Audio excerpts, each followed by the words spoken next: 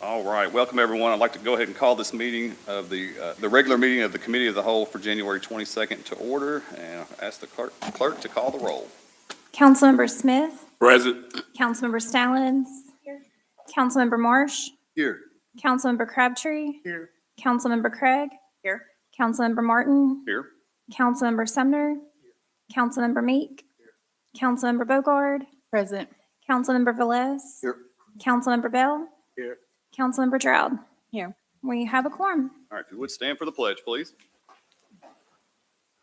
Pledge allegiance to the flag of the United States of America and to the republic for which it stands, one nation, under God, indivisible, with liberty and justice for all. All right, item 4, approval of the minutes from our November 20th, 2025 regular meeting. Motion. Second. We have a motion and a second. Any further discussion on that? All in favor say aye. Aye. Anyone opposed? All right, that passes. Administrative matters, item A, National Weather Service. We're going to call on Miss Christine. Got a presentation for us. Good evening, everyone. Is it all right if I step back a little bit? Good evening, everyone. My name is Christine Walgus. The microphone. Online. They're listening online. Yeah. I really hate turning my back to y'all. My name is Christine Walgus. I'm the warning coordination meteorologist for the National Weather Service in Paducah, Kentucky. I'm going to share a number of things with you. I know you have a packed agenda, so I don't want to take up too much of your time. So I've been with the Weather Service for 26 years, and I wanted to just kind of explain to you, thank you. Explain to you a little bit more about the tornadoes that we've had in the area over the last year. And I know one of the questions was, how do we come up with that? How do we determine whether it's straight line winds or a tornado? But first, I know what's on everybody's mind, and that is the weekend weather. So I'm just going to quickly go through. We have a lot of briefing slides that we put out, and I just wanted to kind of highlight a few things. So as you all are aware, unless you've been living under a rock, we've got a weather system coming in this weekend.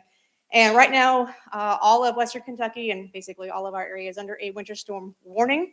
And right here in Hopkinsville, Christian County is kind of a weird spot for us right now, because there could be something to where we have a lot of snow in the northern part of the county, but now down the Tennessee border, you could be dealing with sleet and freezing rain and maybe a mixture. So that is something that's been in flux for quite some time, for the last several days now. We're going to continue to watch that right now. There's still some unanswered questions as to how much warm air is going to be moving in and bringing into this system, to how much snow you're actually going to get. I'm sure you've seen it all over social media. You can have anywhere from none to 36 inches of snow. So we're going to help figure that out for you as best we can, but just know you are all, as you all are normally in, the flux area where this could be a lot of either or. So we're working on that. In meteorological terms, Saturday morning is an eternity for us.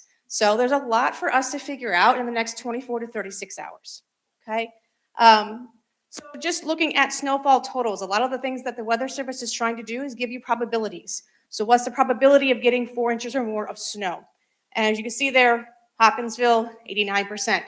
So that's why the warning was issued. We issue winter storm warnings when we think 4 inches of snow or more are possible.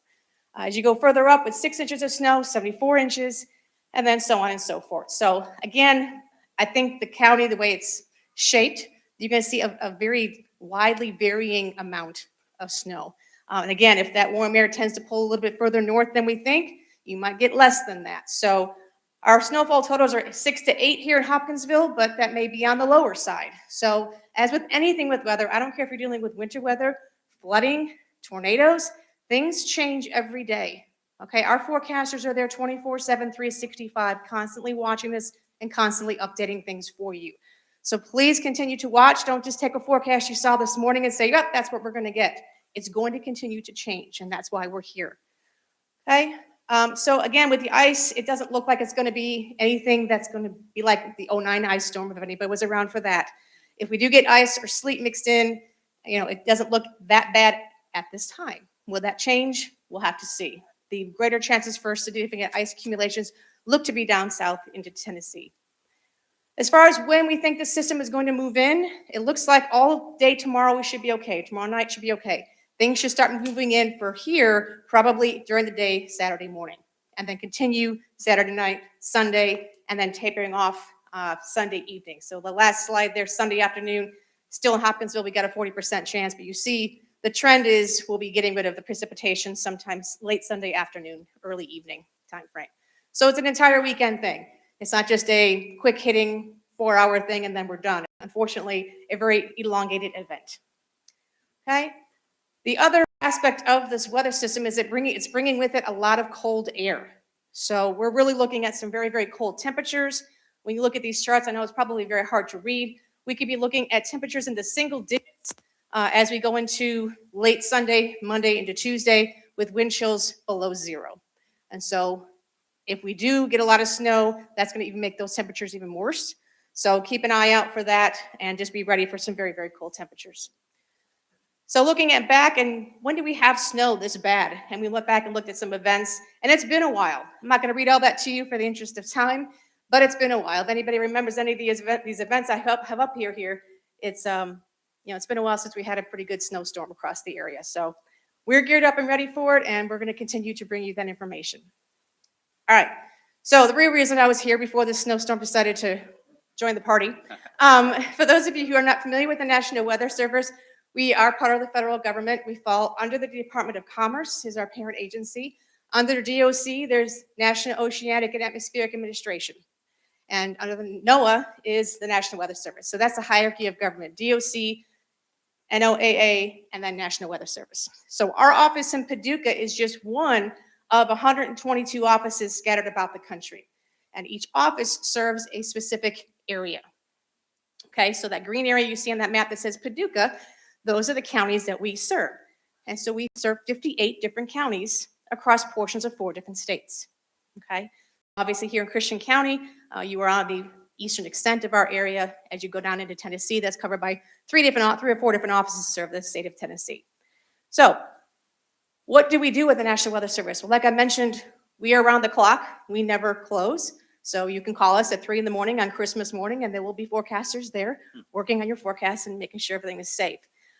So we're constantly providing information, analyzing data. That's what we do all day long. We look at a lot of weather maps, and even today, my eyes are crossed from looking at so much data and doing a lot of graphics and all kinds of things to help the staff out. So talking about tornadoes, which is what I was here to originally talk to you about. So this is a track. It's not updated, unfortunately, to count for the last couple years. It's very extensive to put these graphs together, but just look at Christian County.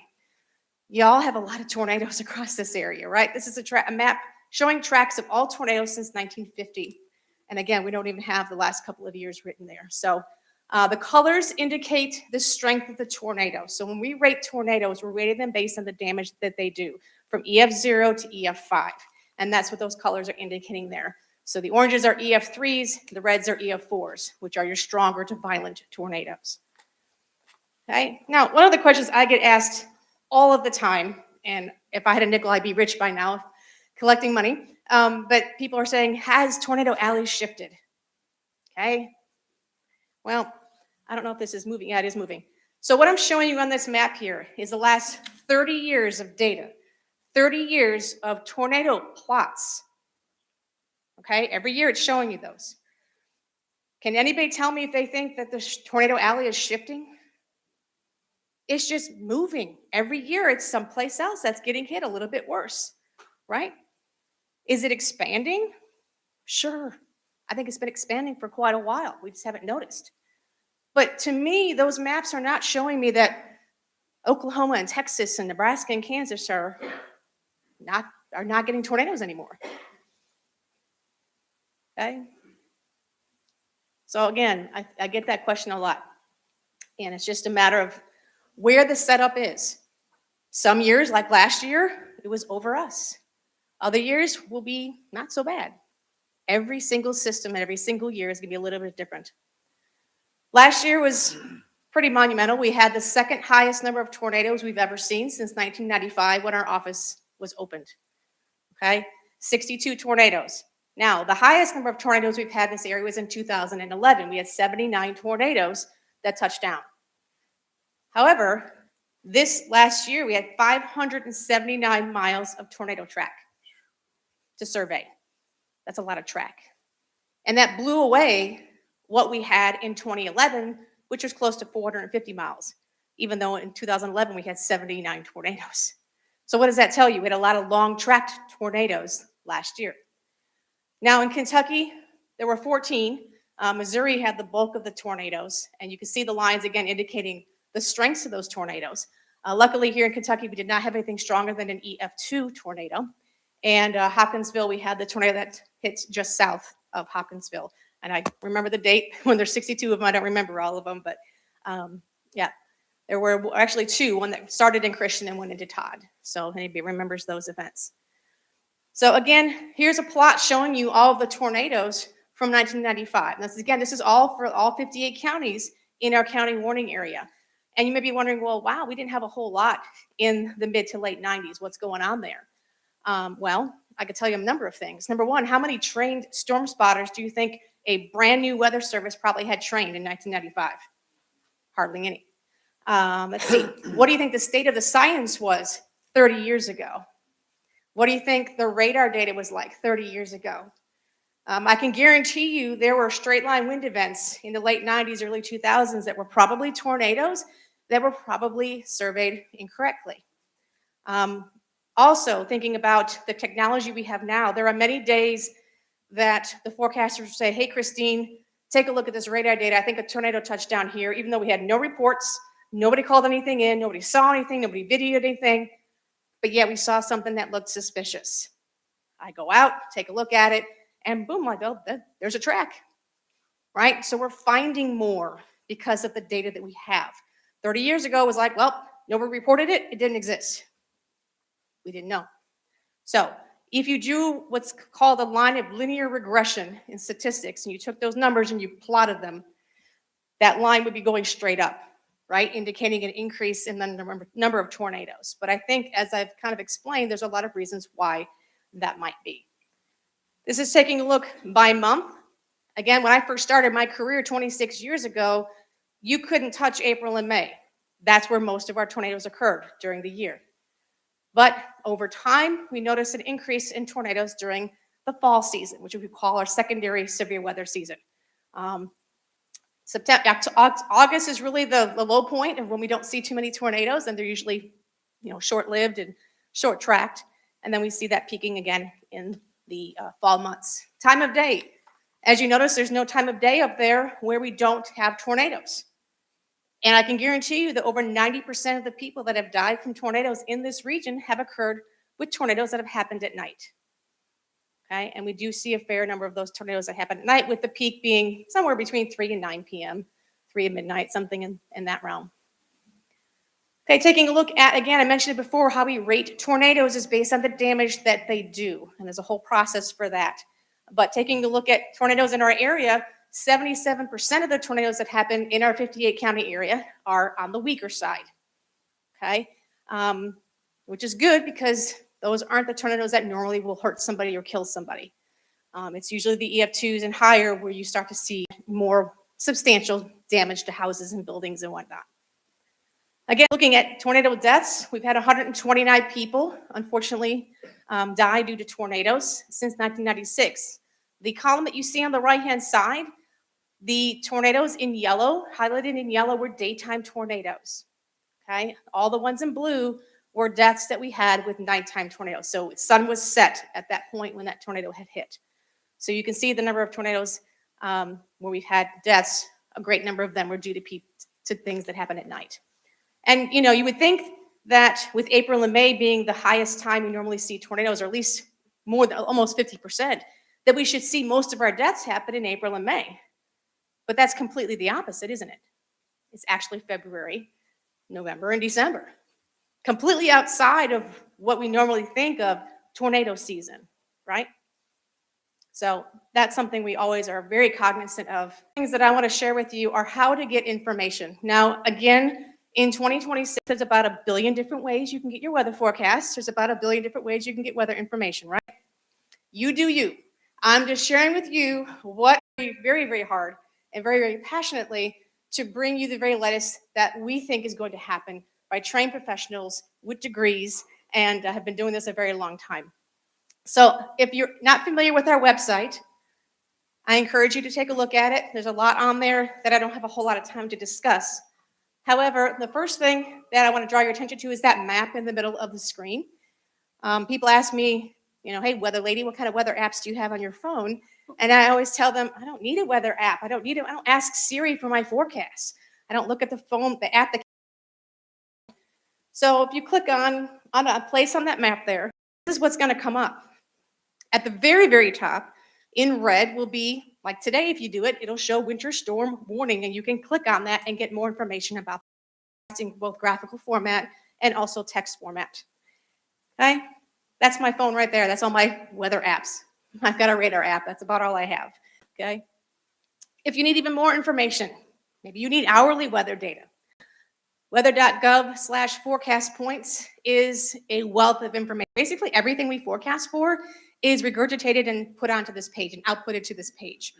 On this particular page, you can zoom in on the map, which you cannot do on our homepage, and you can click on your house, your neighborhood, and get a more detailed forecast. And when you click on that, all of this data populates for the next 7 days. Hourly, you get relative humidity, everything you could possibly imagine. I won't bore you with the details.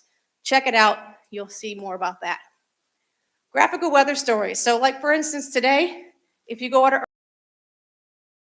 up to 5 tabs of graphics put together for you all. Okay, I wish there were more tabs, but there's not. But like today, we used all 5 tabs. We could have used 10 tabs for the information that we wanted to share with you all today. So check that out, bookmark that. During the event, hopefully, the forecasters are putting out what's called a nowcast or a graphicast. Above that map, it'll show there, say, okay, snow is coming in, expect snow rates 1 inch an hour with impacts to roads or whatever it may say. It's whatever's happening right now within the next 1 to 2 hours is what will show up above that map if they're issuing it. Okay, if you're on social media, we do a lot of work trying to share information on social media, whether it's our Facebook page or our X, basically Twitter pages. We do Facebook Lives. This afternoon, one of our forecasters put together a video and posted it to Facebook for the public. So we really try to make sure the public understands just as much information as we share with our core partners. So obtaining information, as far as we get into the spring season, we're talking about severe thunderstorms and tornadoes. It really behooves you to have more than one way to get warnings. Okay, everybody in this room should have a weather radio. Everybody in this room should not be relying on being able to hear the siren 3 miles away. Okay, everybody should have an app on their phone that they can program their phone to go off for warnings. Okay, what else? Reputable apps, right? FEMA, Red Cross, your favorite news channel, your favorite radio station. They all have good apps. We all work very closely together as a weather enterprise. So that's what I highly recommend you doing. Okay. Sometimes you have reverse 911. I'm not sure what Christian County does. Every county is a little bit different. Some have Nixle, some have all these other kinds of things you can sign up for. So keep that in mind. The other thing is that most of the phones that you all have are already equipped what we call WEA, Weather or Wireless Emergency Alerts. Basically, that means that if your phone is in let's say the tornado warning that we've drawn and it's hitting the tower that your phone is pinging in off of, your phone will automatically go off for any tornado warning if you have this enabled on your phone. It will also go off for any high-end severe thunderstorm warning. What I mean by that is if it contains 80-mile-an-hour winds and or baseball-sized hail, so like a really bad thunderstorm, your phone should automatically go off. And you'll know this because it'll make a sound that you've never heard before. Has anybody ever heard that before for like a tornado warning? So you know what I'm talking about. It will also go off for any high-end life-threatening flash flood warning as well. So check that out. So a couple of other things I want to share before I leave today is there are some other ways for you all to keep informed. Now, not all of this might apply to you all. It's not really generated for the public, but I figured for this audience here, there may be a number of you here that might be interested in some things. So the first thing is NWS chat. So you really have to be a member of emergency management or have some reason to need real-time data from your National Weather Service to be basically admitted into this chat room, because it's a private chat room between the Weather Service and all of our core partners. You'll have the media in there, public works, transportation, utilities, hospitals, school superintendents. So if you know anybody that fits maybe one of those categories, or you yourself fit one of those categories, please get with me or scan the QR code and register for an account, and we can go from there. But this is access. Basically, it's like having a meteorologist in your pocket. We run it through an app called Slack. So the other thing we have is every Monday, we have a weekly partner call at 11 o'clock. If Monday is a federal holiday, we'll run it on Tuesday at 11 o'clock. But it's just a quick little 5 to 10 minute briefing to let you know what's going on for the week. Okay, and again, if you're interested in those, you can contact me. I can put you on the email list for the reminders. DSS briefings. Now, these are available to be sent to you as a partner, not for the public, for partners, or it's available on our website. If you go to our website right now, the briefing we sent out about 3 in the afternoon before I left to come here is up there in the upper right-hand corner, and you can download that. It's a PDF of graphics that the forecasters have put together on this upcoming event, most of which I shared with you a minute ago. Other things that we do is we do specialized conference calls with our partners. In fact, we had one today at 11 o'clock. If anybody was on that, we're doing another one tomorrow at 11 o'clock. And it's just a way for us. We had 533 people on that conference call today, which I believe is a record. I don't remember having any more than that before, so it was pretty crazy. But again, those are for partners only that specifically need that information from our office. The last thing I think I'm going to mention here is Storm Spotters classes. We have a number of classes that are already scheduled here in Western Kentucky. If you go to our website, the very top news headline is a link to take you to all those classes. There's registration that's required. The class lasts about 2 hours, 2.5 if I'm teaching it, and it'll teach you all you need to know to become a weather spotter. I know we have the Christian County Weather Spotters here. I was there when they first started drumming up their group and have been there this whole time with them. They're a wonderful group of people. But doesn't mean that you all can't be a storm spotter and learn more about it. So feel free to check that out. And with that, I will leave you my email address up at the top or the bottom there. If you have any specific questions, please let me know. Otherwise, I relinquish to you. Any Give me questions? Quick question. Yes, sir. A lot of folks work outside. Yes. What is a good, accurate resource for forecasting lightning within an area? I mean, just by visual? I know, like, if it's lightning over here, it's 10 miles away, but it can still impact you here. Yes, sir, it can. So what's like an early warning? Is there anything out there that you can look at or signal somebody that, hey, you got bad weather coming in? I don't mean to belittle anyone, but honestly, just looking out at the sky and having a clear view of 360. I mean, I talk to little kids and I tell them, when you're playing in your sandbox, you need to come up for a little while for air and actually look around and see, oh, that sky looks a little dark out there. Maybe I should check it out. And taking 5 seconds to just listen if there's actually some distant thunder. That's why I recommend a radar app for everyone. It doesn't have to be anything fancy. It can be a free app that you get downloaded from your app store. The app that I have that I pay $10 a year for extra has lightning data. So there are apps out there that give you lightning data. And from what I have experienced, the lightning data is actually very accurate. There's been times I'm sitting in my car and there's a bolt of lightning, not joking, a couple hundred feet away. I'm like, okay, that was close. And then it shows up on the app and I'm like, okay. So some of these apps with lightning data can be very, very helpful.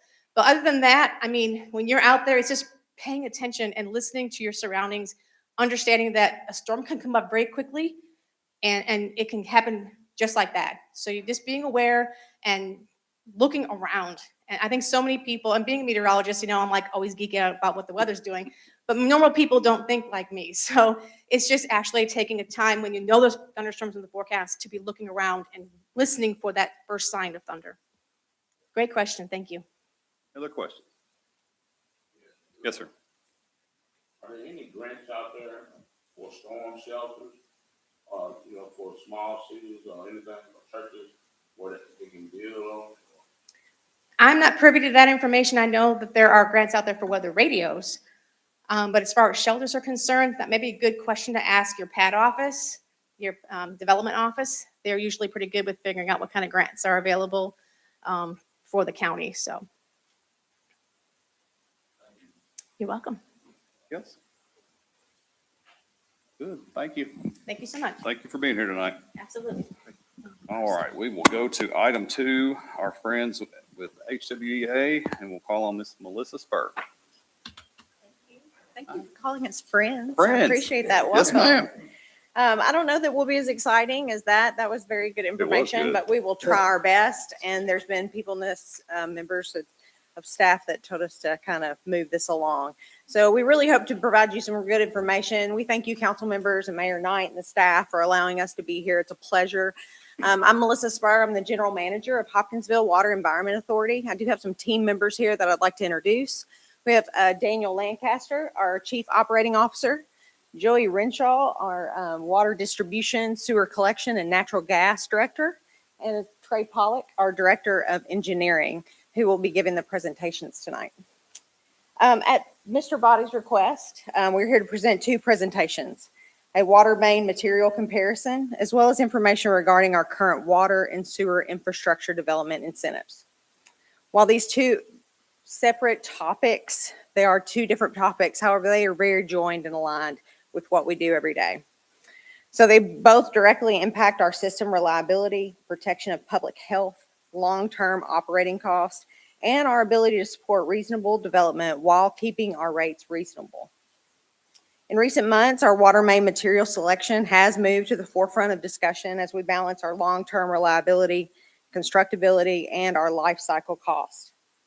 At the same time, we continue to receive requests tied to ongoing private developments as we go through those, as well as system extensions. Tonight, we want to provide you a clear operational context on material selection and our transparent overview of our current approach to water and sewer infrastructure incentives. Before we begin, I do want to put this in the framework of our HWEA's mission and values. HWEA strives to provide safe, high-quality water and dependable supply of natural gas with excellent customer service while protecting our environment, supporting economic growth through fair, reasonable rates. You'll also see in both presentations very early on that HWEA's team has been recognized for multiple awards and certifications, including water and wastewater performance awards, safety recognition, and those achievements reflect a constant focus on reliability, compliance, and doing things in the right way, especially when we're making decisions on infrastructure decisions and that affect services long-term for decades to come. With that, I'll turn it over to Trey Pollock, our Director of Engineering, who will walk you through both presentations. Thank you.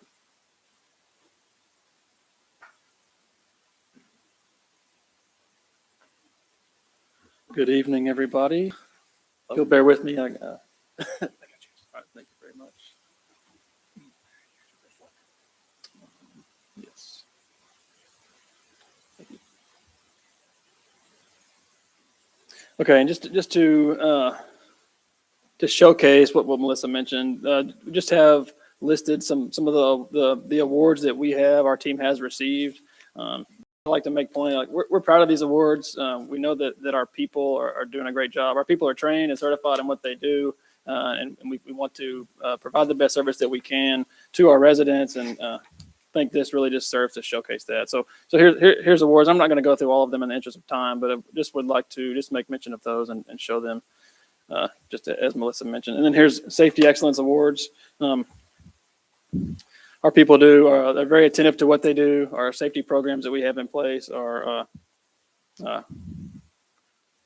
strict in what they do, but our people adhere to them, and what they do it with intentionality, and they take pride in what they do, and we think those awards are representative of that as well.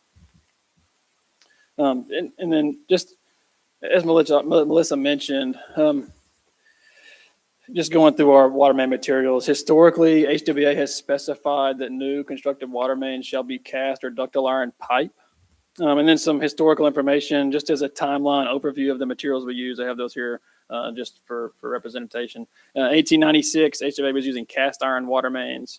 In 1934, cast iron water mains. In 1966, 6-inch and 8-inch cast iron water mains on HWEA contract 19, just as project information here. 1974, HWEA did begin using ductile iron water mains. And then in 1985, using ductile iron water mains. In 1980, HWEA exclusively specified that all water mains shall be ductile iron pipe. And then our experience has shown that ductile iron water mains are superior and allow for better operation and maintenance over the life of the water utility asset. On ductile iron and cast iron, iron mains are metal, and then I'll get to it in a little bit, but PVC is plastic. The difference between cast iron and ductile iron is on the ductile iron is cast iron, and they add magnesium in the manufacturing process that just gives better characteristics to the pipeline, to the pipe. There's better elasticity, it has better strength, and then expansion characteristics. And as we know, the weather coming up, when there's temperature variations, the pipe can see fluctuations in expansion. The ductile iron is far more suitable to do that because of the magnesium that's introduced in the creation process of the pipe. Water main material comparison. So as Melissa mentioned, water main materials have recently come to the forefront of discussion. And then the supposition being that we are requiring developers to pay more for new water utility projects than surrounding utility agencies, due in large part to the specified standard of ductile iron pipe instead of PVC. We have determined through that process that, hey, we would like to take a look at the materials that we're using and to compare the benefits of the various materials and just comparison of the two. The two materials that we did look at in our comparison being ductile iron, that's the metal pipe, and then PVC, polyvinyl chloride, that is plastic pipeline. There are other pipe materials, one day pipeline that we use in special circumstances, so we didn't consider that in our comparison. It's more of a transmission main or river crossings and directional drill installations. This is a general overview of the analysis that our team looked at when we were looking at the two pipeline materials to do a full analysis and review them all. I won't go through all of them in the interest of time, but I'd like to make mention of a few. The cost in 6-inch diameter pipe, ductile iron is $24 linear foot, PVC C900 is $15 linear foot. As you can see, the characteristics are not the same, but that is just the pipe material cost only. The pressure class on ductile iron that we specify is 350 PSI, and the C900 is 305 PSI, which is a little bit less. There's no surge allowance in PVC. Where this can be problematic is when you have surge from increased pressures in the pipeline that can lead to breaks. The design pressure is a lot higher on ductile iron. The ductile iron is more suitable in shallow bury instances, which is shown 5,000 PSI compressive strength versus 400 on PVC. The weights vary between the two. Ductile iron is a little heavier. The handling of the pipeline, ductile iron, you can crack the cementitious lining, which would reject that pipe and deem it unsuitable for installation. But on the PVC, if there's any scratch depth beyond 0.03 inches, that pipeline is then suitable for rejection. And if you can picture 0.03 inches, it's pretty small. Storage, there's no concern on the ductile iron side. PVC is vulnerable to UV radiation degradation of the pipe. Service tapping, no concern on the ductile iron, but then on the PVC, you must space taps to avoid breaks. If they're not spaced correctly, if the taps are too close, then you can break the pipeline. Do have an example of a split PVC water main here to show you, but this pipe actually split when a tap was being made on this main. And the usual break mechanism when that happens, you can see that the split occurs across the entire. It's a far more extensive break mechanism than what is usually seen on the cast or ductile iron. Those are usually circumferential, and they can be repaired with clamps, not having to replace the entire joint. Utility locates, the ductile iron is more conducive to locate, and then the PVC does require tracer wire that be installed during installation. So that's added cost with the PVC pipe. That's not included there in the $15 linear foot, but that is included in the overall cost of the pipe. And then joint deflection, you can deflect the ductile iron more than you can on PVC, which then that brings in the added cost of fittings are required more so. There can be concerns for corrosivity of ductile iron pipe, but we do not have any corrosive soils that we don't require any more any pipe wrapping, which adds, I guess, on the cost of the ductile iron pipe installation. And then just as mentioned on the failure reasonings for PVC and ductile iron, just to make mention here, soil corrosivity on ductile iron, and then PVC, the water service tap quantity and spacing, and then material deficiencies from cracking, or poor pipe curing, and then pressure surges. Okay, so then from that, we wanted to look at our system and just in our water main break history that we're familiar with, but to summarize it here, we did have over calendar year 2024 and 2025, we have experienced 198 water main breaks. Of the 198, iron and 16 were PVC. On the right-hand side, you can see an overview of our system. The blue is the percentage of ductile iron water main in our system. The green is PVC, and the gray is the remaining pipe materials. That's cast and some galvanized and on some smaller water lines. We do have PVC water main in our system. It's there because it was acquired in territory transfers or where we just acquired that system. We didn't go out and put it in, but we do have it in our system.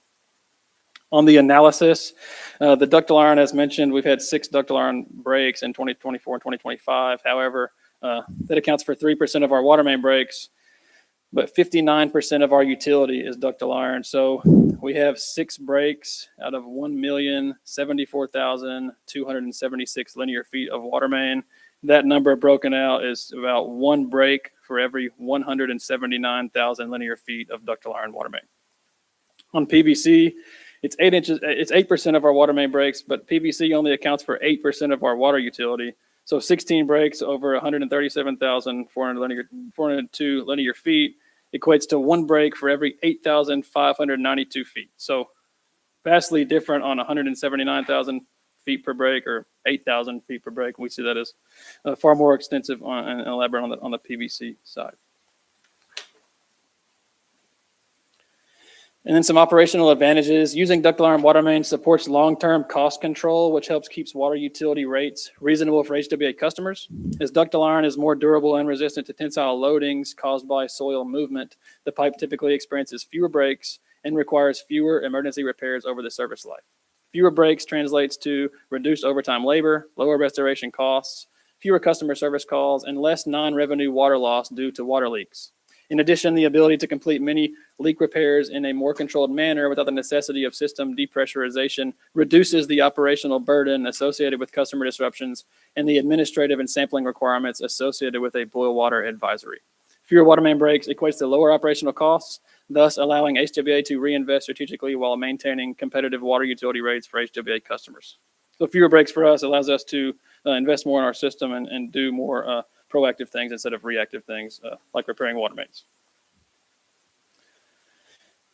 This is an overview of regional utility agency material usage. So we wanted to ask the question of what other utilities are using around us, not just the analysis of what HWEA is using. As you can see, HWEA, we do specify ductile iron water mains. Bowling Green specifies ductile iron water mains. I'd like to make mention that Bowling Green tried the switch to PVC and then diverted back to ductile iron because what they saw when they put PVC water mains in.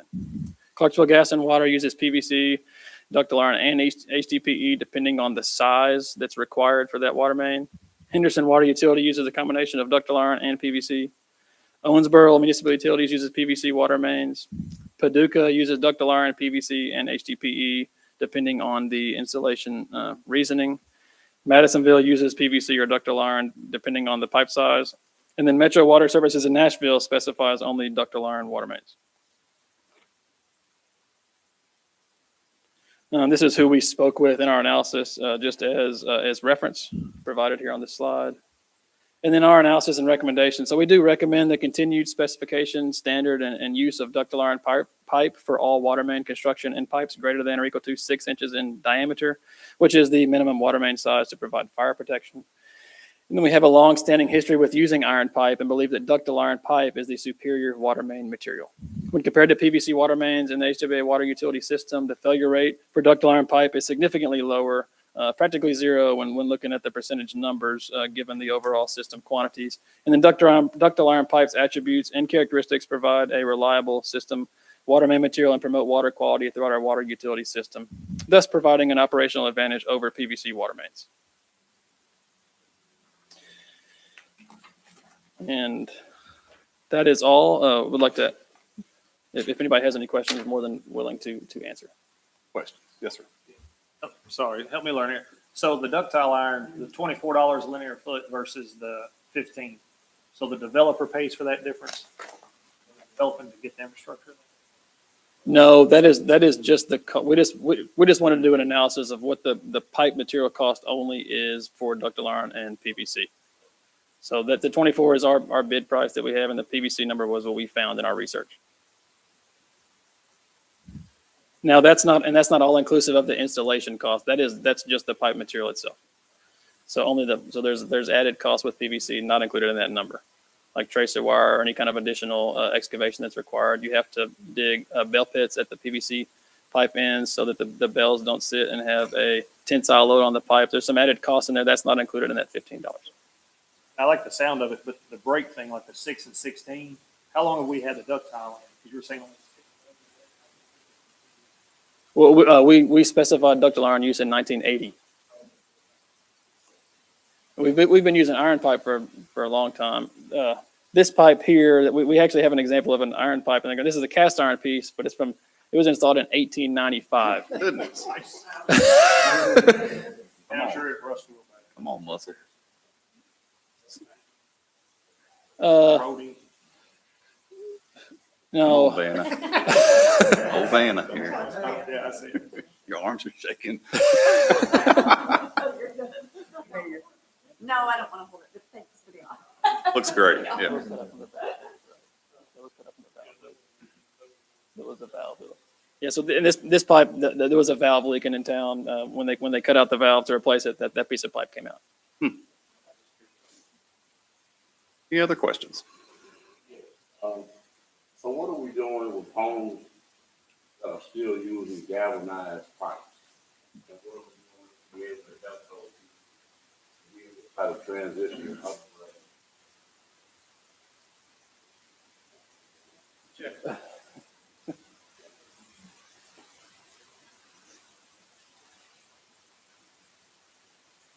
And so the galvanized pipe you're referring to, the postcards we sent the customers that say that you have a galvanized service line on your property and HWEA has not yet verified that it was never downstream of a lead pipe. I think that's what, and so we're working right now to find historical information that would, we've not been a lead system. So the difficulty on that is just proving that even though it's not a lead pipe currently, that at no time in the history of HWEA was there ever a lead pipe that could have been upstream of that. And so we're working with that.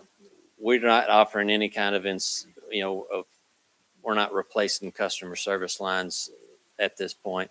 There's some regulations the EPA is sending out right now that's gonna potentially force utilities to replace customer-owned service lines that are galvanized.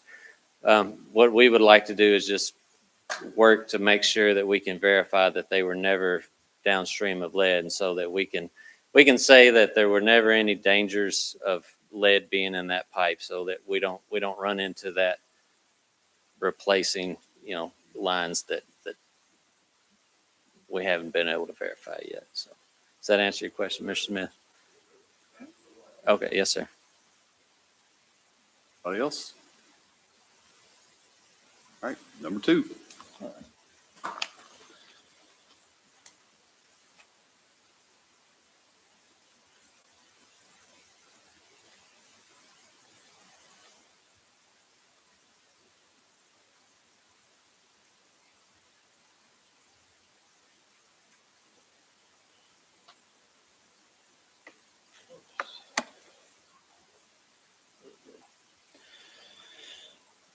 Okay, and piggybacking off of that, and through that analysis, we also wanted to take a look at development incentives. Again, just at the discussion was the conversation being that we were limiting development because of the cost of the ductile iron pipe. We wanted to also take a look at incentives to see how we were positioned relative to other agencies in our region. And then, not in interest of time, we'll go back to the slides here, but just have the awards that our team has received. So in our developer incentive analysis, from time to time, we have the need to compare our incentives and those being offered by other utility agencies in our region in order to ensure that we are offering competitive incentives. We want the city to grow, and we want to incentivize that and help that as we can. We contacted utility agencies in our region to discuss the incentives that they offer to private developers. And then from our analysis, we are now aware that most utility agencies do not offer any incentives to developers. Rather, most utility agencies require the developer to design and construct the proposed utility and then transfer ownership to the utility upon the completion of construction. As an overview of HWEA's current developer incentives, are water utility incentives. HWEA, as an incentive to developers, we install the water main extensions at no charge, with the exception of track hoe rental costs or subcontractor services if necessary. The developer and our property owner simply reimburses HWEA for the cost of all water main materials at the end of the project, plus an additional 15% markup for force account projects in order to recover overhead and administrative costs. We collect 6% sales tax on the construction materials from the developer, and then HWEA is not responsible for hauling off excess materials excavated during the water main construction. So that incentive, we're not charging labor, so we're installing it at the cost of the material plus 15% as an incentive to the developer. On sanitary sewer, where a property owner and or developer elects to design and construct a sanitary sewer utility extension to be owned, operated, and maintained by HWEA, we offer the sewer tap coupon program. And what this program does is it provides a coupon for the property owner to receive an immediate benefit by HWEA waiving the applicable sewer tap-on fees. So once the sewer is designed, constructed, and built, there is then no sewer tap-on fee for each lot, as long as it's done so according to the HWEA protocol. In our regional utility incentives comparison, we want to do the same exercise as we did on materials with the incentives. You can see the HWEA incentives there at the top. Bowling Green offers no incentives to developers. Clarksville Gas and Water offers no incentives to developers. Henderson Water Utility offers a tap fee waiver when it's installed by the developer. Owensboro, they make the connection to existing utility.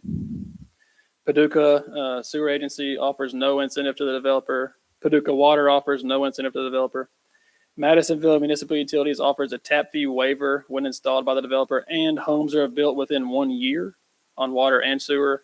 And then Metro Water Services in Nashville offers a tap fee waiver if it's installed by the developer. This is who we spoke with at those agencies and provided here as reference. And then that is the gist of the presentation. Questions? Good. Thank you all very much for having us. We appreciate your time. If I can just add one thing, I know we really feel like that's a really good incentive of the materials plus 15. Like Trey said, we do not expense or charge them for any of our labor benefits, any of that. That 15% is really to try to compensate our overhead on any equipment that we use and own. We don't feel that does at 100%, but we do feel like it's reasonable. And then we again feel like it's a good incentive to those developers. Thank you for your time tonight. Appreciate it. Thank you. All right, item C, quarterly police department report. We'll call on Chief Newby.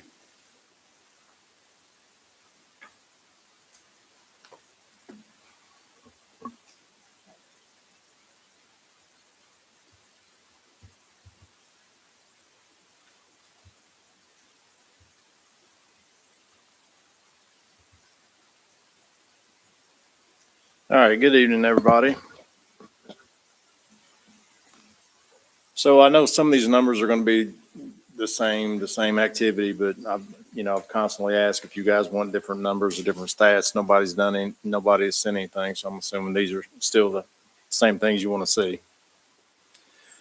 All right, so for the year, HPD, we made 2,294 arrests. So again, that is not multiple. So one person may have been charged with multiple crimes, but this is actually 2,294 individuals that we put in handcuffs. Of those arrests or citations, 1,531 of those were from traffic. 1,069 were criminal. 229 juveniles. We served 967 arrest warrants. and we answered 43,869 calls for service. Collisions, we worked 919. We had 4 fatalities in the city. Property damage other than vehicles, which again, that means somebody hit a mailbox, hit a fence, utility pole, something like that. 757, and of those 919, 240 of those resulted in injuries. And again, the intersection at North Drive and 7th continues to be our number one intersection where we're having collisions. So our numbers this year, we took 114 guns off the streets.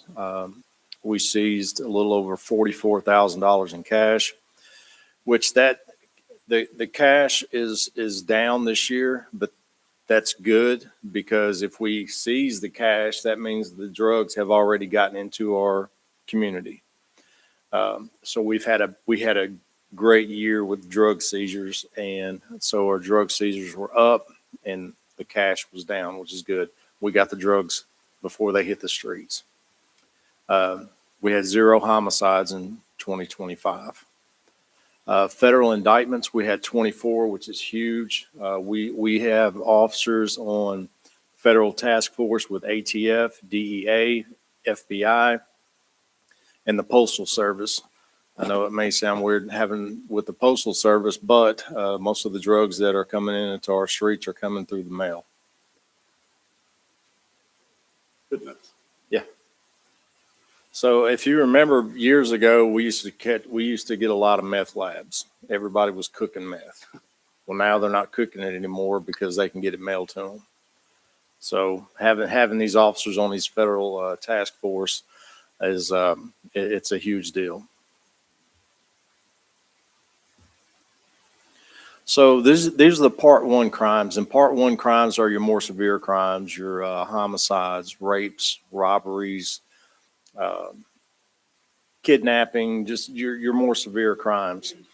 So as you can see, over the last 5 years, 2021, the numbers were a little over 2,200. 2022, they got up to a little over 2,300. In 23, they started dropping, and they have consistently dropped the last 3 years to where 2025, we've had our lowest number in 5 years. We only went back 5 years in stats, but 2025 has been our lowest year in the last 5. So it's we're putting a dent in it. It's coming down. It's consistently coming down, and we're just going to keep working. Whatever we're doing is working, so we're going to continue to do that in 2026. So hopefully those numbers will continue to drop. So we had a ton of events in 2025. I no way to list them all, and I can't list them all for 2026. But we're going to continue to do these. We got the Thin Blue Run as our next big one. We're going to be myself and officers. Some other officers are going to be running from the Hopkins Christian line all the way to the casino. It's a 34.5-mile run. And we're raising awareness and money for Sanctuary and the Child Advocacy Center to help prevent child abuse. We'll do Cops and Bobbers again, Citizens Academy, the Junior Academy that we do. The mayor mentioned we're revitalizing the Neighborhood Watch program. And what that consists of is they will actually get some training. The neighborhoods that are interested, talk to them basically about situational awareness and unconscious bias training. And once they go through that training course with us, then I will let Public Works know that the neighborhood has stepped up, and then they will get the Neighborhood Watch signs put in their neighborhood. So people will know we're not just putting the signs out just any and everywhere. It will be put in areas where the neighborhoods are actually participating in a Neighborhood Watch program. We've already had several people reach out from the different neighborhoods that are interested. So we're starting to get those set up. So we'll be launching that. We've already launched it, but we will continue to grow on that this year. Again, if you all have any events that you want to hold in your wards, please let me know. I don't care what it is, whether it's a basketball game with the kids, if it's a Q&A with the neighborhood associations, if it's cookouts, whatever, you name it, we'll be there. We like to do something in each ward.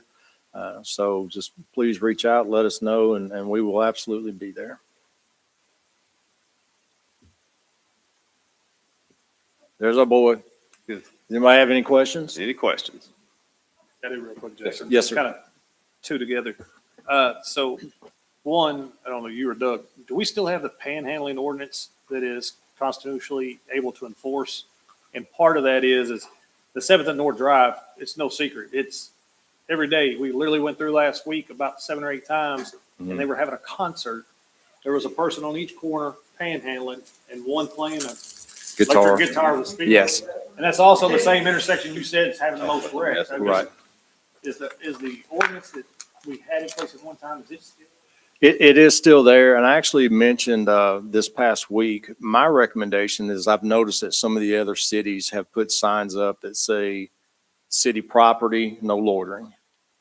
Clarksville's done it. There's been some other cities. So I brought that up this week, so I'm hoping that we can maybe, I guess, basically figure out which intersections are public property or city property or not. But my suggestion is to get signs out there that say city property, no loitering. And then that gives us a little more enforcement instead of just an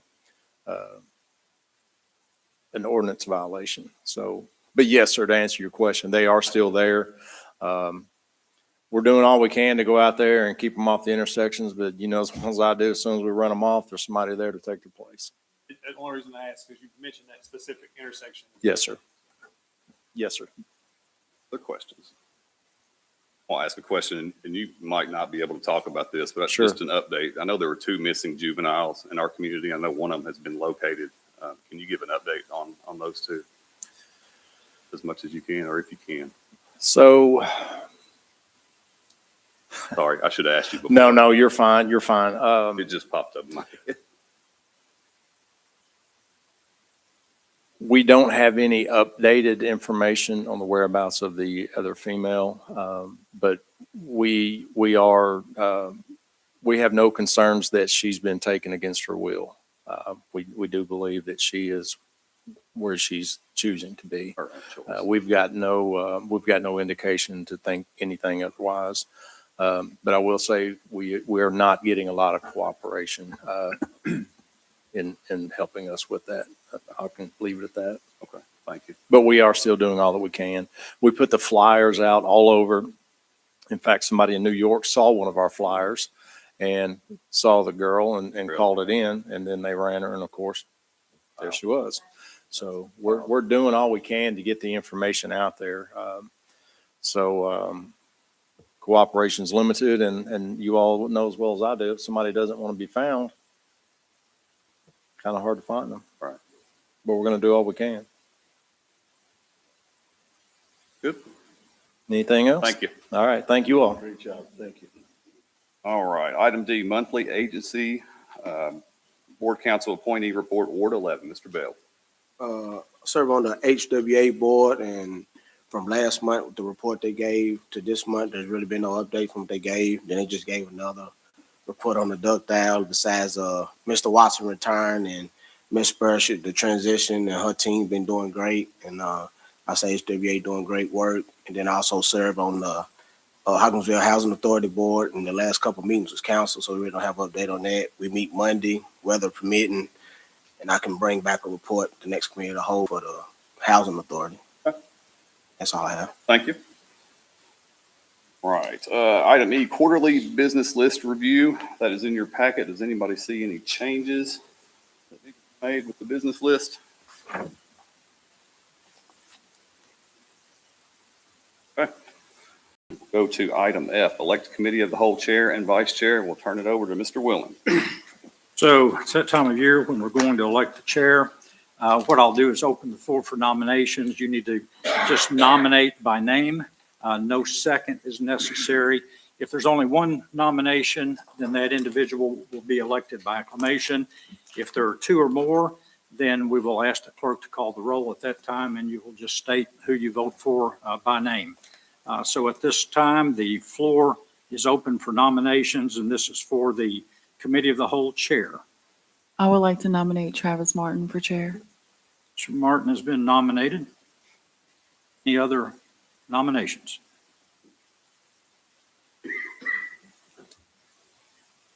I'll let Travis Martin, Chair. That's what I did. My boy. I need some backup. Any other nominations? If not, I'm going to close the nominations. Seeing no further nominations, Mr. Martin is elected by acclamation. Congratulations. And now we're going to open the floor for vice chair.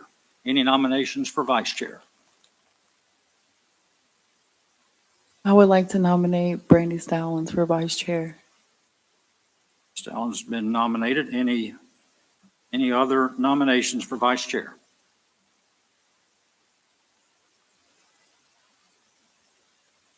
Seeing none, congratulations, Ms. Stallings is Making it easy. elected by acclamation as vice chair. Right. Item G, select council presiding officer in the mayor's absence. Mr. Willen again. Same process here. I'm going to open the floor for nominations, and this is for the council presiding officer in the mayor's absence. I would like to nominate Jason Bell. Bell's been nominated. Any further nominations? Jason Bell. Seeing no further nominations, congratulations, Mr. Bell. You are elected by acclamation, and that was easy. That was easy. Yeah. All right. Item 6, unfinished business. We have no unfinished business. We'll go to item number 7, new business, Kentucky Heritage Council Certified Local Government Grant. Miss Alyssa Keller. That was a lot of words. That's not good. Not me. Lots of words. Hi, y'all. Thanks for letting us come here tonight. The museum and, well, really myself and Grace Abernathy as a historic preservation professional, we have been working with the CDS office on a proposal for a grant for this as a certified local government. I will be honest when I say I looked up to make sure I knew exactly what a certified local government is. So just so you know, Hopkinsville is one, and it's a city that partners with federal and state governments to actively preserve historic resources, demonstrating a commitment by establishing a preservation commission, enforcing protective laws, surveying local history, and participating in national preservation programs, which, the key here, makes them eligible for grants and technical help. The Kentucky Heritage Council, working with the federal government, does offer a grant program for certified local government. So this funding is only available to, from the state level, to cities in Kentucky that have qualified as such. So what we would like to do, but I say that, but we can't apply for it. The certified local government has to do that. So that's where y'all come in. What we'd like to do is to apply for this grant to update the survey of all existing National Register districts in Christian County. All of the districts fall within the city of Hopkinsville, and then also all properties that are individually listed in the county as a whole. In total, we have 5 historic districts on the National Register. The Alumni Latham Moreland Residential District that has 116 contributing properties. The East 7th Street Residential District, which has 24 contributing properties listed in the register.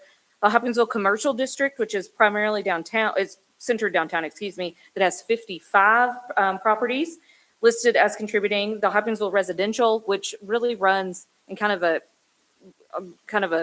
weird way, but down Main Street and South Main and Virginia in some pieces here and there, that has 39 that are listed as contributing. And the Hopkinsville Warehouse District that really runs the length of the Ellen and Railroad from about from First Street to Hopkinsville Milling Company on the Boulevard.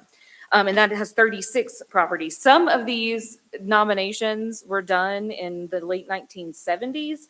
So the intention of us updating the survey is to find out what condition buildings are in now, and are there any buildings that are not, that were listed as contributing that no longer stand, so we can update the nomination form for that. And then to also offer recommendations of buildings to add as contributing. In order to be considered a contributing structure, it has to be at least 50 years old.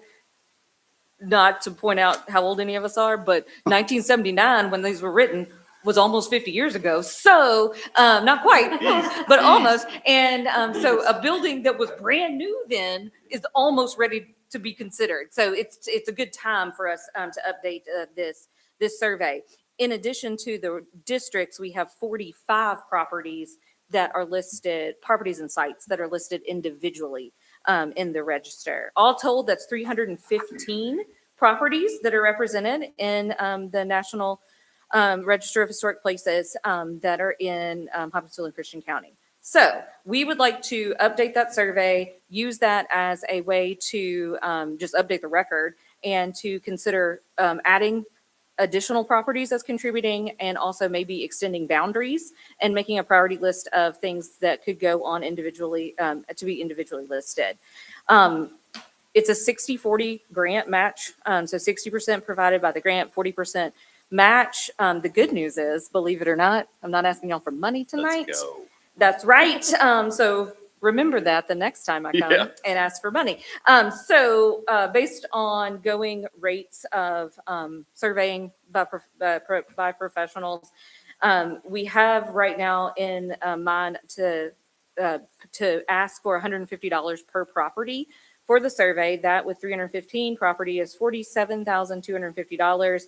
An additional $250 for printing because each survey form is about 3 pages long and we're going to print 315 of those.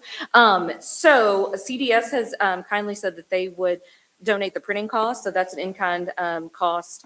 The total for the project would be $47,500. 60% is $28,500 with about $19,000 to make up.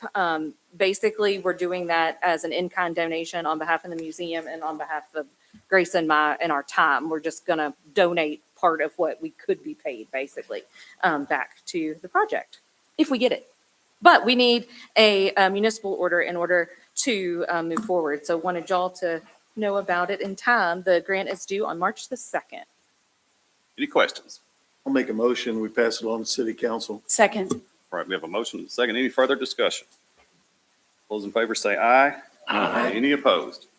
That passes. Thank y'all. Thank you. So when I turn 50, do I qualify as historic? I feel like, To be historic, you also have to be important, right? no, I'm not. Let's skip that one. Skip that one. All right, next, item B, pay and insurance for mayor and city council members, Mr. Kenny Grabara. Thank you, council. I am having a little hearing problem. I've got an ear infection, so I'll try to make sure I understand any questions you might have. On page 29 and 30 of your packet, there's information regarding just a memo and a survey that I did for about 13 different cities. In the memo, it just shows you and describes some of the information of the 13 cities. The pay ranges from $4,000 a year to $34,000 a year. There's a lot of different options as far as some cities provide health insurance, some do not. Some provide retirement, some do not. None of the surveyed cities provide paid sick leave, vacation, or holidays, part of their council member commission or commissioner benefit program. I think one of the most interesting things is of the ones that have 12 council members, none of those provide benefits. There are 2 of those cities, Murray and the city of Hopkinsville. Jeffersontown has 8 council members, and all the other ones surveyed on there had 6 or less. I just wanted to make that note in there. I also provided a estimated cost, just so you kind of review that.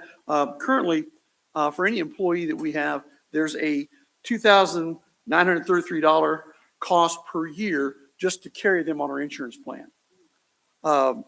There's a $100,000 maximum cost for a covered member.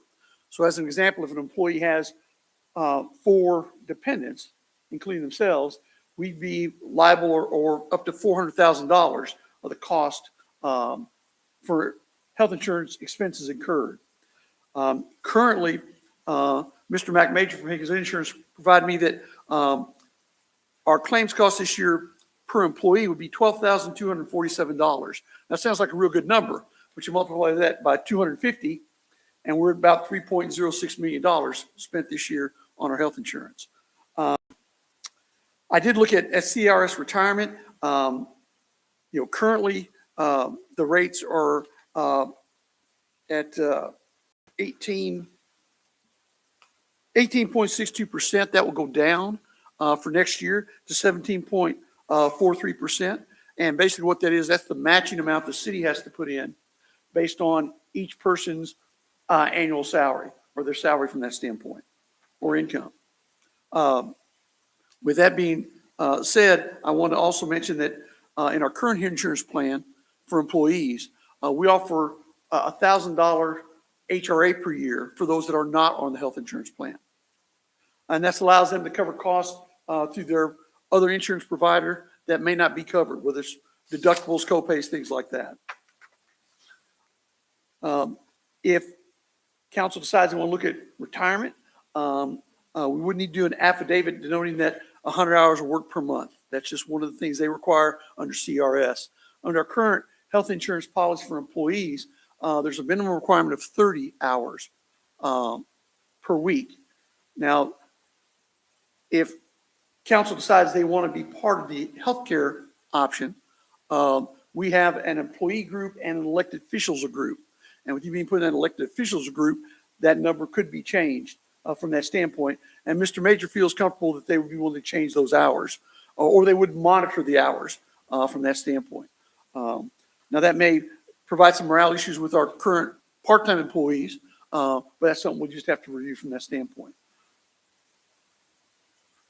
Trying to see if there's anything else I left out. One of the items I wanted to mention was on the healthcare side. If a council member does get healthcare, it'd be just like any employee, that if they left, there'd be 18 months of COBRA coverage they'd be eligible for also. That we hire and put on our health insurance plan.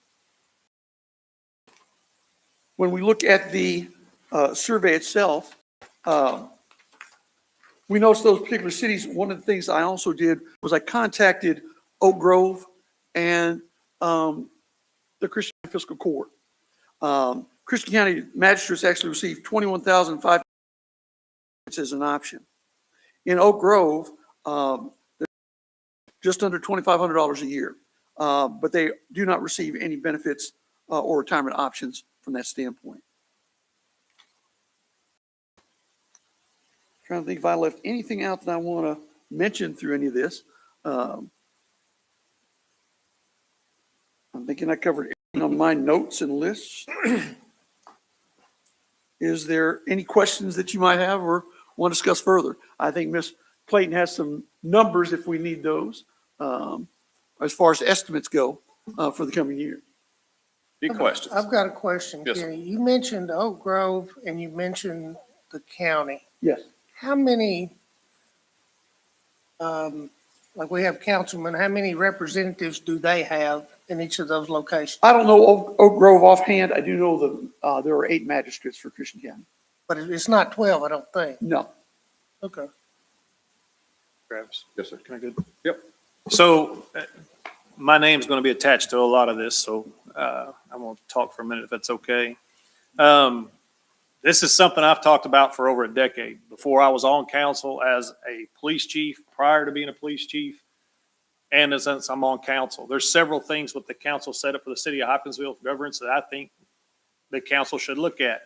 One of those, I do not think that council should be 12 people. Look at the city, look at the state as a whole. There's only us and Murray on this side of the state, and there's only a couple more in the rest of the state that are a 12-person council. So that's something, but that's something the council would have to decide. I personally think 2-year terms are a disservice to the citizens you serve. The time you get in here as a new council member, you don't have time to adequately learn anything. You're shoved a $55 million budget in the first 2 months you're here and expected to know it front and back. I think 2 years to community is just a disservice. That's something that has to be changed in Frankfort. I continue to echo that even today when I was in Frankfort. So I'll start with all that. The compensation for council. When I originally started talking about this, Mayor, I think you and I talked about it as soon as you come in office, just in general talking. I've talked to it about the previous mayors that I worked under, just because I thought it was something that needed to be done. When you don't have a competitive pay, you don't have benefits and everything that go with it, you eliminate citizens that are able to try to apply to run for certain positions. Small business owners, single parent families, they can't afford to run. They can't afford to try to serve. Why do you think it's so easy for magistrates to show up when it's time to fill those positions? They're offered health care, they're offered a retirement, and they're offered almost double what a council member makes. I also feel the same way about the mayor's position. The mayor's position as a department head, I continuously made $20,000 to $30,000 a year more than my mayor. I think it personally is backwards. All those things, what brings me here tonight, looking at the compensation, and I'll tell you what my consideration originally was and still is tonight for a motion, but I have a question to the end of it. And that is that we take the 2013 ordinance that's in place that set the pay at council pay, and we upgrade it to $22,000 a year for council. That's just the pay, okay? That's upgraded. It's actually an ordinance, and it would continue like the rest of the ordinance says. Why do I say that? That puts us about in the middle of what this survey shows. It puts us on the lines of what our county partners already receive. That's no insurance, that's no retirement that they have as well. So the question I was asked by some were, what about insurance? I agree. I think it's something the council should discuss and determine if that's what a council wants to do. Now, I want to say this at the same time. This does not affect anybody sitting here. We are talking about the future councils and the future of helping assure that we have people who want to, who can afford, who makes it easy for any citizen who wants to apply, to run, to try to come in this seat and be able to afford to do it. Because it does take real time, takes real energy, it takes real effort and accountability. It takes all that. All we're trying to do is get us in an area where I've had conversation after conversation over the years with, hey, should I run for magistrate or should I run for city council? Simple. Where are you at in life and what do you do? Because a small business owner, I'm going to tell them you run for a magistrate because you're probably paying $2,000 a month for health care. You probably don't have a retirement other than your 401k or something. And that's another option. Now, the insurance thing, I'll tell you, it doesn't matter to me personally. I don't need it. I have insurance provided through a pension, so it doesn't even apply to me. And I know there's other people on the council that it doesn't apply to. But this is about the future of councils well after we're gone to help move in this city. So there's two things. One, I would make the motion that we upgrade the ordinance to the $22,000 a year and leave the rest of Doug can explain the rest of the writing that's on that ordinance now, because I think it would stay the same. Let me say this also. The maximum pay as of this year for a mayor is about $95,356. Melissa, I'm pretty close, correct? The crazy thing about that, that's also the maximum compensation for a council member in a former Class 2 city. I do not recommend that. I'm just saying that to say that the mayors should be at that maximum. I don't care who sits in that chair. This is about ensuring that our community have people who are able to, who want to, and can actually afford to run for positions well after we're gone. So the motion I would make tonight would be two-part. One, that the mayor's compensation on that ordinance be changed to the maximum that is allowed, which I think is the $95,356. Melissa probably can hold me if that number's correct. I would recommend that the ordinance for the city council be changed, the 2013 ordinance be changed and updated to $22,000 a year. And then I would ask, is there discussion that council wants to have about insurance? Could I interject just a minute on that? Just add a couple things. Mr. Body looked up, there are 5 council members for Oak Grove, if that matters any. Thank you. But I actually got confirmation yesterday that there could be an option of doing a healthcare stipend. And that would be just a monthly amount that council could use for medical situations that aren't covered under their insurance, or going purchase their own insurance, or other items such as that. The one thing it does that, it's a little bit fair. As you said, some people can't use the health insurance. That could be an option. And Melissa and I talked a little bit about if we went with the healthcare plan, what kind of preliminary cost that would be. And if we looked at somewhere around $750 a month, we talked about, that would be considered compensation and not a benefit. So we couldn't do both. We couldn't do the healthcare part and do the stipend and split them up. Because from my understanding, the compensation has to be the same for all council members. But that would also be an option that could come out and would be beneficial for all council members, what I would consider evenly from that standpoint. Just want to mention that. On the retirement system, I also want to mention this. Council members would have to contribute 6% if they did not opt out of the retirement system. There is a 5-year vesting period also. And as Councilmember Sumner mentioned, with a 2-year plan, it's a little bit more difficult. With 4-year, it'd be a little bit easier from that standpoint. But the amount the state would put in, which would be 5% of that 17% we would put in, you would be eligible that for 5 years. I'm just trying to give you some more details and information. But I thought it was interesting that the healthcare stipend is an option that we could utilize if you want to do that instead of the healthcare coverage. And if I can, I will say, Kenny mentioned that to me the other day, and when you're looking at the cost aspect, I told you yesterday, it was a really good idea, because if you don't, and you do regular health care for a council person like you would a city employee, that cap, we almost budget for that 100,000 per in case they were to do that. Correct, Melissa? Okay. For the claim, for potential to claim of the potential of 100,000 per employee. Budget actual claims from the. Oh. But the stipend is an easier way to give us a hard, reassured, number. calculated Yes. cost year for year without. It limits liability. It limits the liability. If I fall over tomorrow with a heart attack and it goes over that 100,000, the city's not necessarily on for that money because it's a stipend, not a direct health care claim. Correct. So it actually is a lot cheaper way to give a insurance stipend for a elected official versus. And I really just think, in my opinion, that it's to me, I look at equality or fairness as much as possible. And to me, it's just an equal distribution of the funds from that standpoint, where some might be able to use the healthcare and some may not need it. It just gives in my opinion, a better option for everyone to be able to utilize that.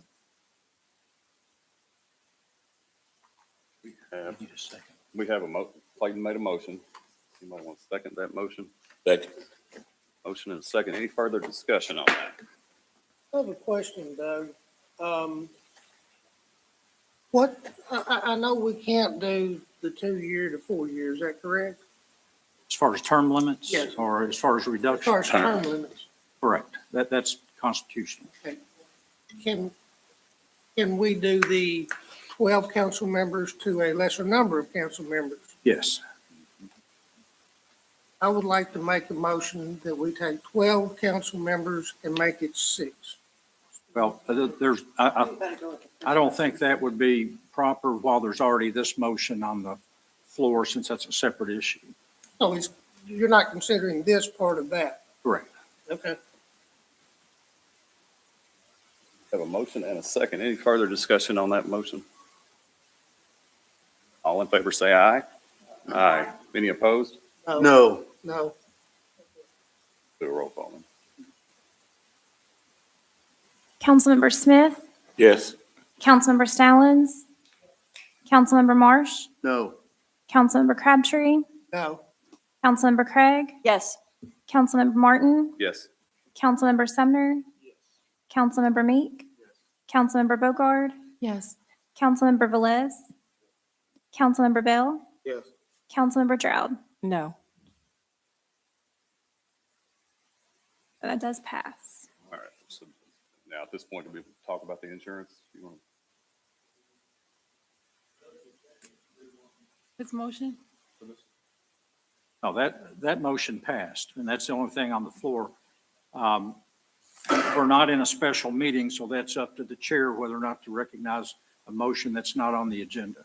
I'll pull it off. No.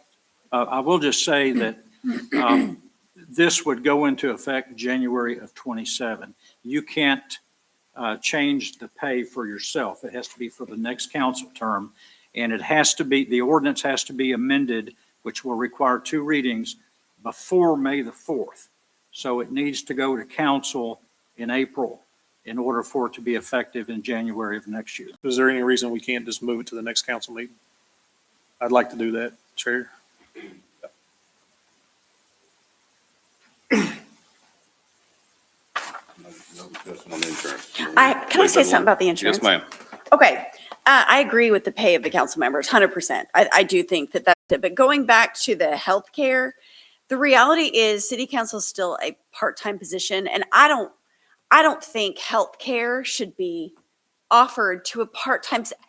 That's not fair to the part-time city employees, that the city council would be offered healthcare and they wouldn't. So that's just my feeling, is that I don't think we should offer healthcare to city council members. That's just my gut, but I want to share that. I think some of the questions I got came from the survey. When everybody started seeing the survey, we're one of only 2 cities that didn't. I think that's probably where a lot of the insurance questions started coming, so. Yeah, sure. So I agree with you on this.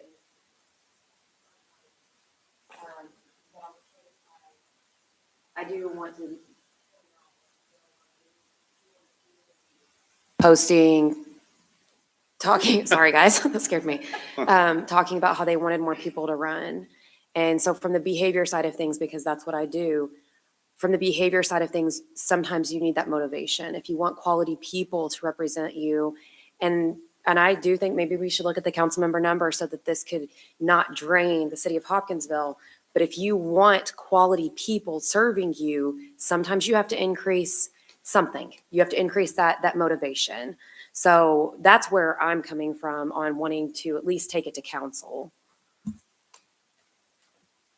Any other comments?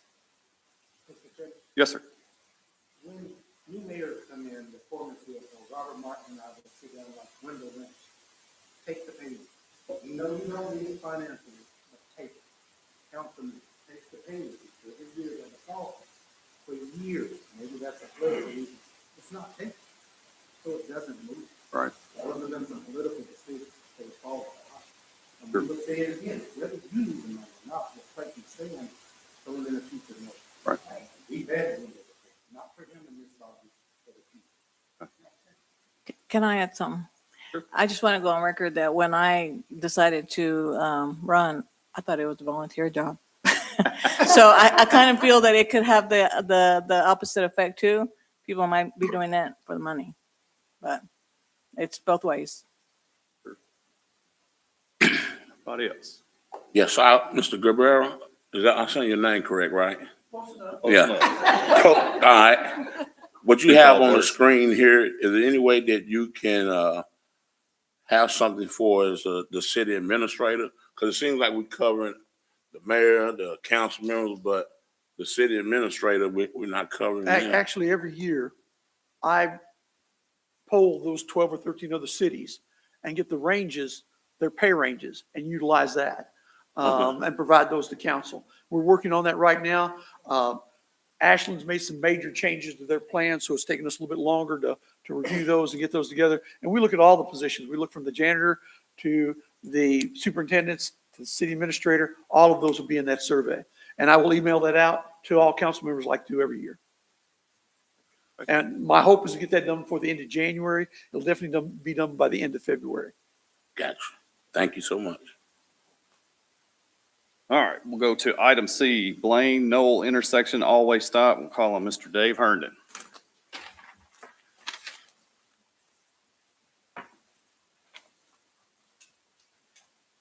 Evening, everybody. I was going to talk to you about the malleability of ductile iron pipe tonight, but Yeah, let's not. HWA. They did a great job. They knocked all that out. Yeah, they did. Somebody already beat you. Yeah, they knocked all that out. No PVC.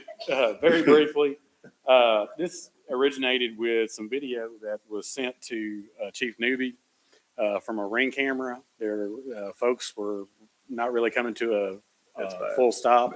The stop is actually on Noel, which if you were driving through there, common sense would dictate that the stops actually be on Blane, but the stops are on Noel. So we got some video, some very concerning video that people weren't coming to a full stop. We ran a speed study. We looked at some of the crash data out there. There's a little bit, there's more accidents with property damages and accidents with injury than there are in the surrounding areas. A little bit of a speed issue, but not too concerning. But we are recommending that go from a two-way stop to an all-way stop, if you all are so inclined to move forward with that. Questions on this? I'd like to make a motion. We move this on. All right, motion second. Any other discussion on this? All in favor say aye. Aye. Any opposed? All right, next we're going to West Edmunds Street, one-way recommendation. You're up again, brother. Very briefly, this is something that if you have been on South Main Street, turning on to West Edmunds, It's tight. and there's been a car coming out on South Main Street, you are not turning right.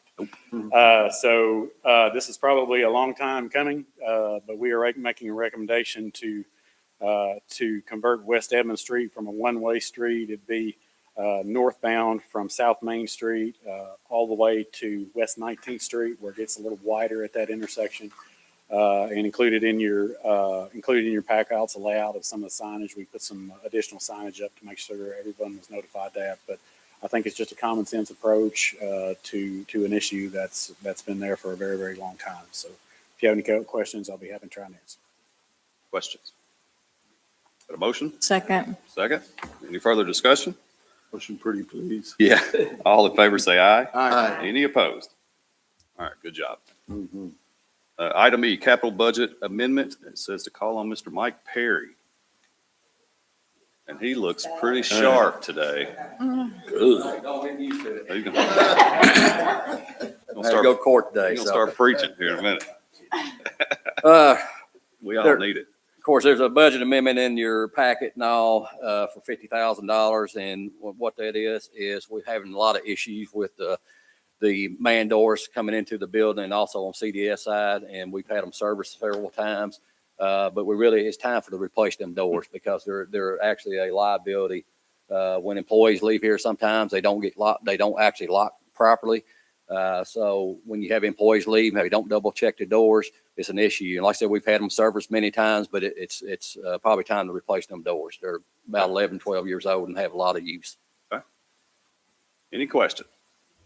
I would like to ask a question. Is that not something that could be fixed with just hardware replacement? No, we've actually done some hardware replacement now, but it's just a configuration of the doors. Actually, what we're looking at putting in a new style door that actually will have a center bar that's removable, and you'll have a latch on that bar instead of having pins up on top and the bottom of the door.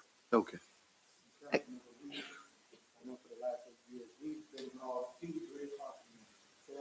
Ollie, if you guys remember Tommy Casey, you got here at 3 o'clock. Someone would drive by and see your doors open. On the Oh, home. my goodness. And it's a danger. Yeah. Yeah, sure. I do have a question. So if you were to replace all of these doors, like, is that guaranteeing that the problem is solved? Yes, that would be a guarantee. So- That would be solved. Okay. Especially with going And with the center bar in the middle of the doors. And then do the manufacturers offer warranties on these doors so that you're not facing the same thing in the next 10 years? Yes, but your warranty, these doors are put in 2014, so most warranty you're gonna get is probably a 5-year warranty. 5-year? Anybody else? Motion, got a motion? Second. Motion and a second. Any further discussion? All in favor say aye. Aye. Any opposed? All Thank you. right, that passes. Thank you. Item F, Bluegrass Splash Family Aquatic Center repairs. And we're going to turn it over to Mr. Crabtree. So did everyone have a chance to take a look at what Brittany sent out the other day? Yes, sir. Basically, I sat down and just started thinking about all of the different options that we would potentially have as council members. And also the quote, "Those who fail to learn from history are doomed to repeat it." And I think that's important as we move forward. At the end of the day, the 12 people in this room, unless it's a tie, then it would be 13 with the mayor, will make the decision. I think a lot of people in the community over the years have felt like they didn't have a say in what was initially done with the water park. Basically, I put the 8 options there. And as I look at it, we can do it one of 2 ways. We can go through each of those and we can do the pros and we can do the cons. Or, and it's what I think we should do, but I'm just one of you all. My thought is that we ought to form a group or a committee of council members and citizens who are stakeholders, people that live here, work here, enjoy recreation here, have businesses here, have a stake in what our community is going to be as we move forward. The young man that spoke the other night, I've talked to his mother. He saw me the other night. I asked him if he would be willing to serve. I spoke with his mother and she said, oh yeah, he would love to do that. So what I would suggest, if council is agreed, is that we all either pick ourselves or pick someone else to represent us on a committee.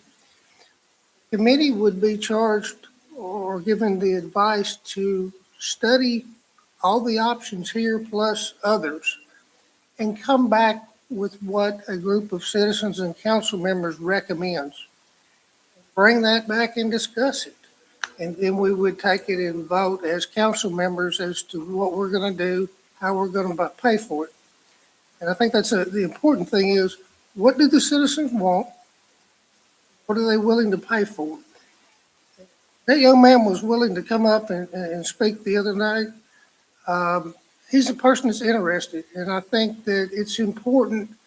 Our youth is our stakeholders too. And so I don't have children here. I don't have grandchildren here. So I don't really feel like I'm a stakeholder as much as someone like he would be, other than the fact I'm a taxpayer. So that would be my suggestion. Should council want to do it, is go with option number 8. If not, we can move forward however you all want to move forward. Any comments? Yes, ma'am. Yes, ma'am. I think the worst thing we could do is option 1, I do which too. is to lock the gate and deal with it later. Ignore it. I mean, that to me, I thought I showed Chuck, I put an X through it. Like, that's not happening. So, I mean, clearly we need to deal with it. I think forming a committee is the right choice.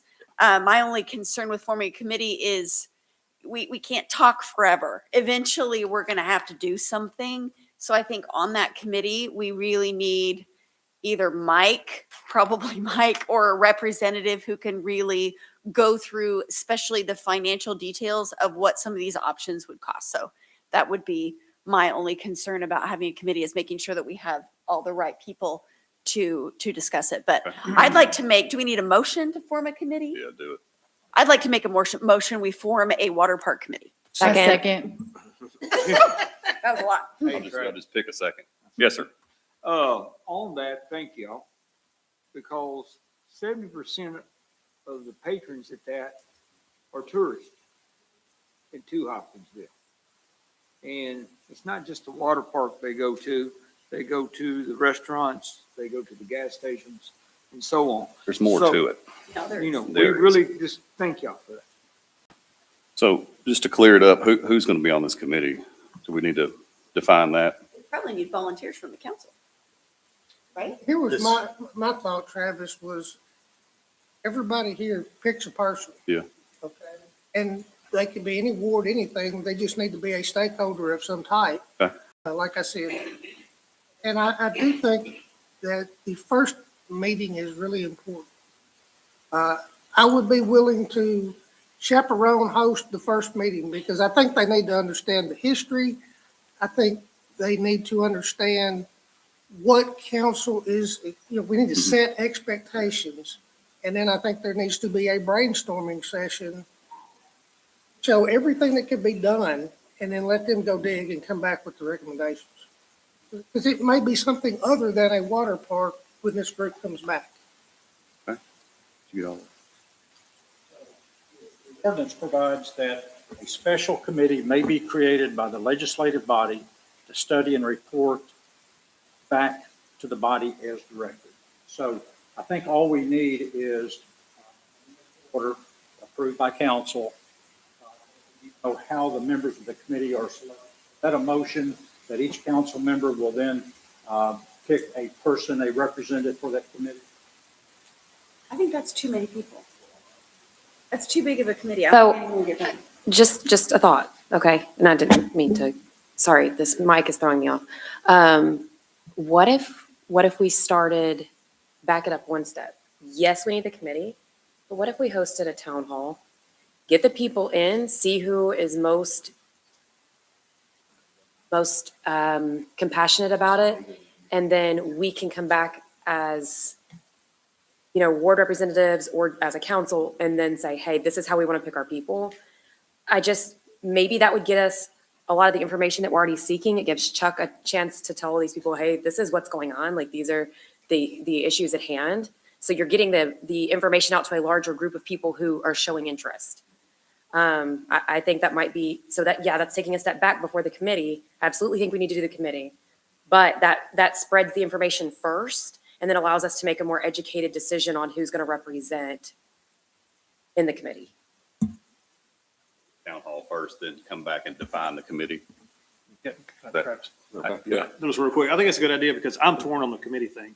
And the reason I'm torn on the committee thing is I feel like that's my job. I'm sitting here of a committee of 12. I have Ward 7 that I'm specifically over. I'm a spokesperson for that ward. Every constituent that calls me, I'm going to make note whether they're for, against, whatever, and report back. So I'm just torn on the committee part. I like the town hall part because then people can come here and tell us or whatever. I mean, I agree. I'm impartial to what we do with it in a sense. It all comes down to the math to me for the money. I do think there's a value of quality of life. The rail trail, we don't make a dime off of, but we pay to upkeep it, but it's a quality of life thing. So I can see the reason for keeping it. I can see the reason for getting rid of it. I see the reason for putting a sale sign up and seeing if someone wants to buy it too. We're expanding. Or whatever the case may be. But the committee part just kind of gets me a little because I feel like that's what I'm supposed to be doing as a We are a representative committee. here. Yeah. Y'all are the committee, and if that's what y'all would like to do as a town hall, me and Troy would work with that and get that moving forward. I think it's a good idea. Everybody good with that? We need a motion on that. Second. All right, any further discussion on that?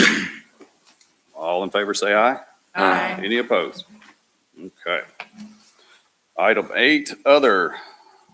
Does anybody have anything to bring up under other? Nope.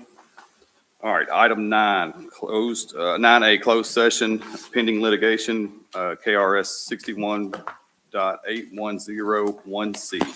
I'll make a motion. We go into closed session. I'll second. All in favor, say aye. Aye. Any opposed? Can we get a drink? We are in closed session.